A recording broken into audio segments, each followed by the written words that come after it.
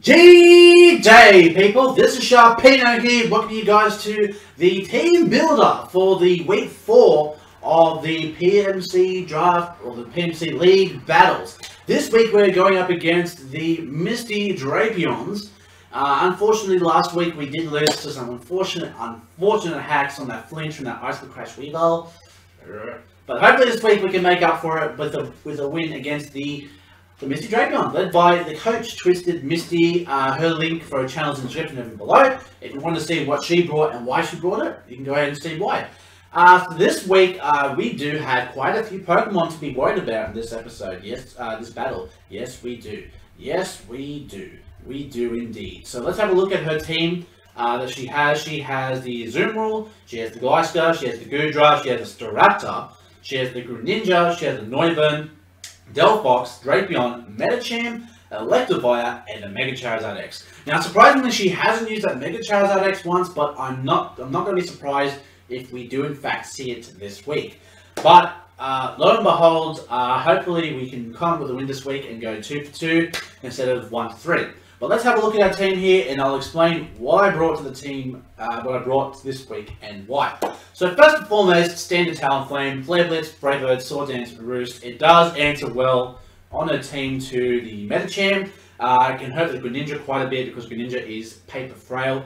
It can also even answer to, I mean, that's really it, really. But I mean, other than that, Talonflame is just a big threat to her team just because of the Brave Bird priority with Sharp Beak, and we do have Sword Dance just in the off chance we can possibly set up on her team. But all in all, I'm pretty happy with the standard set. We can't go wrong. Except the only thing I could say is that we could go for a Will-O-Wisp instead of Sword Dance. But you know what? It is what it is. Now we do have a bit of a wild card this week. So for the first time this week, we are using Virizion. Now the reason why I decided to bring Virizion this week is because Virizion does answer to a lot of her Pokemon. It answers to Azumarill. It answers to the Staraptor. It answers to Greninja. It answers to the Noivern. It answers to the Delphox. It answers to the Mega Charizard X. And you might be wondering, how does a Virizion do all that? Well, it's very simple. We're going with a Choice Scarf Virizion, Jolly Natured, Max Speed, Max Attack, with Bleak Blade, Close Combat, Stone Edge, and Sacred Sword. Now, the reason why I have Sacred Sword in Close Combat is just in the off chance we have to enter a store battle, and we do miss out on getting those crucial attack points. But Sacred Sword as well, because just in case he has some sort of setup on his team as far as defense or special defense wise, like Asadam and Goodra, the Sacred Sword's going to break through because Sacred Sword actually breaks through all stat increases and decreases. That's just the beauty of the Sacred Sword there. So that's going to be our answer this week. So like I said, the Greninja and everything else, but hopefully we don't give away too much to the fact that we have Scarf for this week. Next Pokemon we have is the Tyranitar, the Mixed Tyranitar, the heroes of heroes, the guy that really has come through over the last couple of weeks. Now this time, we're prepping things a little bit differently here. Now instead of the leftovers, we've got the Lumberry on here for a couple of reasons. Number one, a Scalding Greninja is a bitch to deal with, especially if he does get that snag burn. So hopefully the Lumberry will come handy, and we can use a Lumberry to hopefully get our Stealth Rocks off, because I've noticed in her team she has no way to get rid of rocks. So once we set up rocks, we are good to go. And then we've got the standard Stone Edge, Dark Pulse, and Ice Beam. Ice Beam for the Glyster, the Goodra, the Noivern, and Stone Edge for the Staraptor, the Mega Charizard X. You know, the standard Tyranitar. This is why I love Tyranitar. Tyranitar and Talonflame, I just like, they're my babies, you know, babies. And then next we have our hero from week 2. It is the Jellicent. Leftovers, War Absorb, Scald, Ice Beam, Will-O-Wisp, and Recover. Not much to say more about this other than the fact that it's a physical wall. It's meant to physically wall the Mega Charizard X, the Medicham, the Electivire. Even though Electivire would more likely break this, but if we can live one hit, which more likely we can go ahead, go for a Will-O-Wisp, and we can definitely do the damage to this Electivire. But then we've got Scald as well, so we can do possibly Scald burns and everything else, and the Will-O-Wisp to do the burns.